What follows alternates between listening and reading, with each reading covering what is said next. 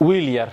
ayaa mar waliba hurdada uu galo oo uu gamco wax uu ku riyoon jiro hooyadii oo aan xaalad wanaagsan ku jirin maxaa yeelay hooyadii waxay ahayd mid cadaabta ku sugan Allahumma najina inta dabadeed waxa uu tagay wadaad caalim ah wuxuuna u qisooday xaalka hooyadii wadaadu markaan seexdaba hooyaday oo naarta ku jirta ayaa la horkeenay ayuu yiri wadaadkii baa la taliyay oo ku yiri u ducee hooyada oo quraan u akhri taladii wadaadkana waa uu qaatay wiilkii waxa uu ahaa mid had iyo jeer rabbi tabaaraka wa tacaala hooyadii u weydiiya naxariis iyo inuu cadaabku arkay oo ka badbaadiyo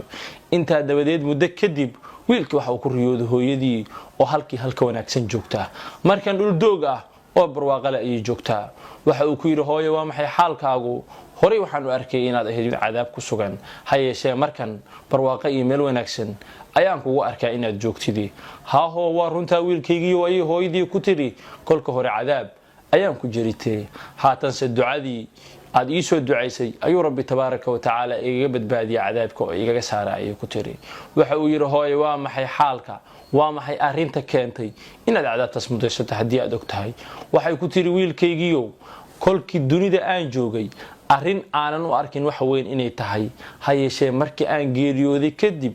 aan cadaab qabriga kula kulmay ay ahayd xaalkaygu waxa jiray bay tiri wiil walaalka ah hayeeshee hooyo kale ay dhashay hooyadii waa ay geeriyootay aabaha waa uu ii keenay inaan idin wada koriyo marka aan caanaha soo liso adiga oo wiilkayga ah waxaan ku sii jiray caanihii oo sidoodii oo saafi ah halka wiilka kale oo aanan dhalinna aan bar biyo ugu buuxin jiray rabbi tabaaraka wa tacaala se arintaas ayuu igu cadaabo oo ku cadaab mutaystiri hooyadani dunida markii ay joogtay waxaan wax weyn oo may arkin sida in badan oo haweenka kamid ah kolka caruurta ay korinayaan ay ilmahooda u jeclaystaan kuwa kale ee yatiinta ah ama rajada ee hayaana ay u ogardaameeyaan ilaahay subhanahu wa ta'ala ma afinayo oo ma deynay xaq ruuxa kale qofka dulmiga galana waxa shakila ah qabriga iyo qiyaamada in laga goyn doono dulmigu mujtamaceena iyo bulshadeena aad ayuu ugu badan yahay caruurta aan caban karin ishtakoon karin ama xataa hadii ay hadlaan aan hadalkooda la dhageysanaynin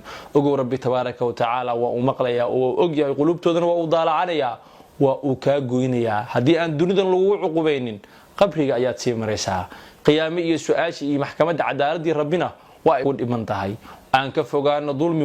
dulmigu saaxiibkiis ma liibaano walaalkaygiyow walaashaydii dulmi adduunkan iyo aakhire marna faa'iido ma keeno aan ka fogaano oo caruurta yararka ah ee yatiinta ah ee rajada ah ee mas'uuliyadooda rabbina saaray aynu ka fakarno oo ku dadaalno sidii mid anaka aan dhalnay oo kaleeto